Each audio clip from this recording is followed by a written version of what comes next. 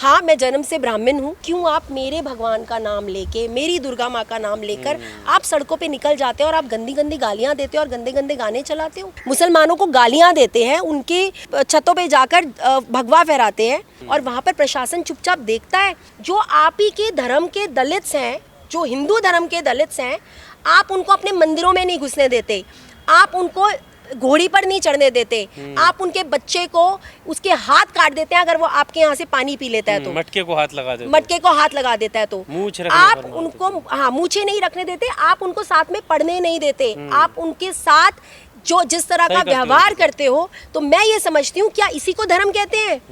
आप अपने धर्म में अपने लोगों को ही नहीं अपना सकते तो आप दूसरे धर्म के लोगों को अपनाने की क्या बात करते हो? कांवड़िए जाते हैं जल लेने के लिए, जल चढ़ाने के लिए, मुझे उनसे कोई आपत्ति नहीं है तो, लेकिन कांवड़ियों के वेश में वो लोग जो चरस गांजा पीने के लिए जाते हैं और जो सड़कों पे इतना लाउड म्यूजिक करते हैं कि हम लोग 4-4 बजे तक सो भी नहीं पाते, जो सड़कों पे अगर उनकी गाड़ी को अगर आप बोल दो कि आप तेज़ क्यों चला रहे हो, वो आपको गाड़ी से निकालते हैं, आपकी गाड़ी जला देते हैं, आपको मार देते हैं, आपका खून कर देते हैं और उनके ऊपर कोई कार्रवाई नहीं होती। मैं उनके खिलाफ हूँ।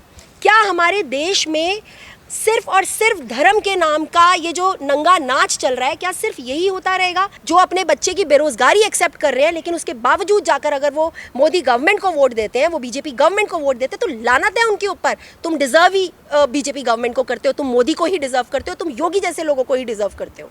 सवाल ये है कि क्या फिर से बुलडोज़र की कार्रवाई होगी, क्योंकि सुप्रीम कोर्ट की गाइडलाइंस की माने तो इस तरह की सभी कार्रवाई पर रोक लगाने की बात सुप्रीम कोर्ट ने कही थी। लेकिन मामला क्या है वो आपको बाखूबी पता है कि एक यात्रा के दौरान हिंसा भड़की थी जिसमें एक व्यक्ति की मौत हो गई थी और उसके बाद जो है ये सिलसिलेवार तरीके से कार्रवाई हो रही है, जिसमें एक एनकाउंटर भी हुआ है 2 लोगों का जिसमें पैर में गोली लगी है। इन सब पर बात करने के लिए हमारे साथ सोशल एक्टिविस्ट ऋचा शर्मा जी हैं, इनसे हम बात करते हैं। ऋचा मैम, अब जो कार्रवाई जो कुछ भी वो हुआ धर्म के नाम पर, अब उसकी आड़ में गरीब जो भी वहाँ पर बस्ती वाले हैं उनको अवैध निर्माण बताकर नोटिस थमा दिया गया है। क्या लगता है फिर से बुलडोज़र चलेगा? सबसे पहले तो मैं ये कहना चाहती हूँ कि इलेक्शंस, यूपी इलेक्शंस बहुत करीब हैं, तो किसी ना किसी तरह से दंगे तो कराने थे बीजेपी गवर्नमेंट को। मैं बड़ी क्लियरली बोल रही हूँ, येस बीजेपी गवर्नमेंट को, क्योंकि बीजेपी गवर्नमेंट अभी पिछले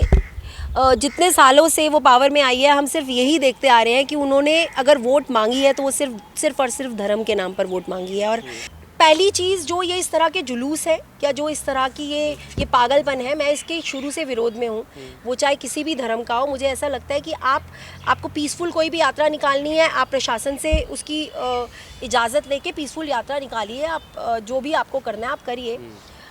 मैं दूर क्यों जाऊंगी, मुहर्रम की आपकी जो यात्रा होती है, आज तक उसमें कभी भी मतलब इतने सालों से हम दिल्ली में रह रहे हैं, मतलब मुझे इतने साल हो गए हैं, मैं हर साल देखती हूँ कि मुहर्रम की जब यात्रा निकलती है, मैंने आज तक वहाँ पर कोई भी दंगा होते हुए नहीं देखा या मैंने आज तक वहाँ पर कोई भी गलत चीज़ होती हुई नहीं देखी। फिर क्यों आप मेरे भगवान का नाम लेके, मेरी दुर्गा माँ का नाम लेकर आप सड़कों पे निकल जाते हो और आप गंदी गंदी गालियाँ देते हो और गंदे गंदे गाने चलाते हो और वहाँ पर प्रशासन चुपचाप देखता है?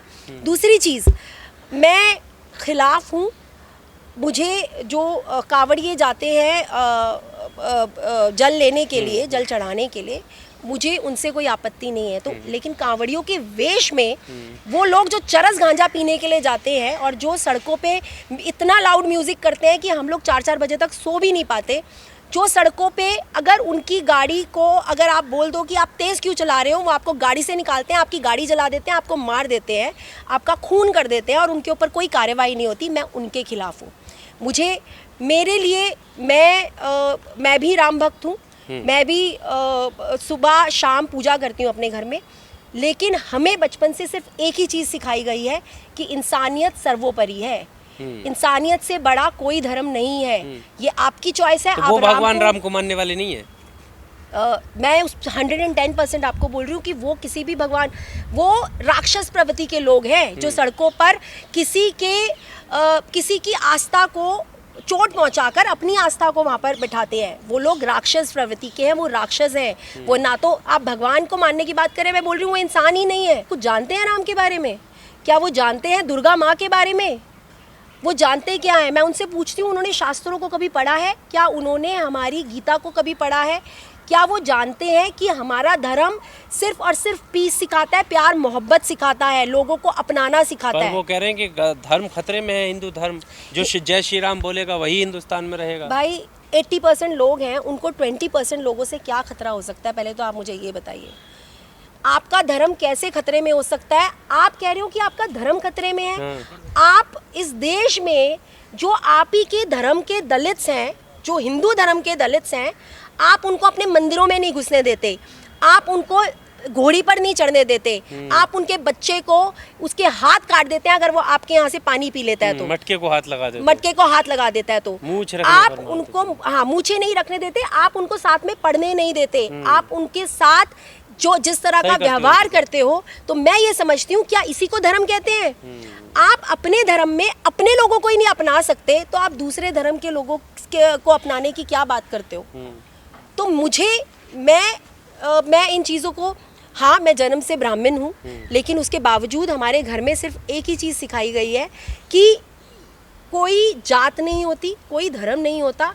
अगर तुम इंसान अच्छे हो तो तुम सबसे ऊंचे हो, और अगर तुम इंसान अच्छे नहीं हो तो तुम चाहे ब्राह्मण बन जाओ, तुम चाहे हिंदू बन जाओ, चाहे तुम जो मर्जी बन जाओ, चाहे तुम प्राइम मिनिस्टर जाके बन जाओ, अगर तुम इंसान अच्छे नहीं हो तो तुम ज़ीरो हो, तुम्हारी कोई औकात नहीं है। भगवान या अल्लाह जब तुम जाओगे तो तुम्हें उनको जवाब देना है कि तुमने इस धरती पर आकर किया क्या है।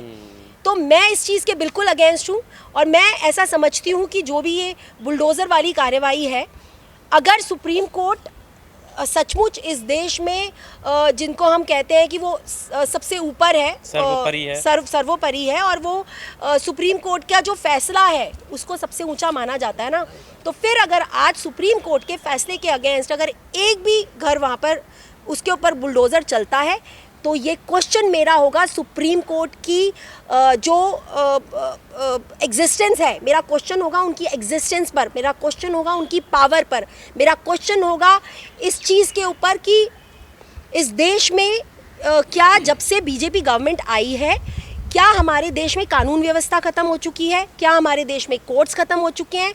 कि भाईचारा तो ख़त्म हो ही चुका है। क्या हमारे देश में सिर्फ और सिर्फ धर्म के नाम का ये जो नंगा नाच चल रहा है, क्या सिर्फ यही होता रहेगा? हमें लोगों को जो लोगों के घरों में आज पढ़ाइयाँ कर करके बैठे हुए हैं, जिनके पास नौकरियाँ नहीं हैं, और जो लोग मोदी को जाके वोट देते हैं लेकिन मोदी से ये नहीं पूछते कि नौकरियां हैं कहाँ? मेरा बच्चा आज 4 साल हो गए हैं उसको पढ़ाई पूरी करे हुए, उसके पास नौकरी नहीं है, उसके पास ये 20,000 तक की नौकरी नहीं है, लेकिन आपकी महंगाई, चाहे मैं दवाइयाँ कहूँ, चाहे मैं सब्जियाँ कहूँ, चाहे मैं फल कहूँ, आज वो लोग जो महंगाई एक्सेप्ट कर रहे हैं, जो अपने बच्चे की बेरोजगारी एक्सेप्ट कर रहे हैं, लेकिन उसके बावजूद जाकर अगर वो मोदी गवर्नमेंट को वोट देते हैं, वो बीजेपी गवर्नमेंट को वोट देते हैं, तो लानत है उनके ऊपर। तुम डिजर्व ही बीजेपी गवर्नमेंट को करते हो, तुम मोदी को ही डिजर्व करते हो, तुम योगी जैसे लोगों को ही डिजर्व करते हो।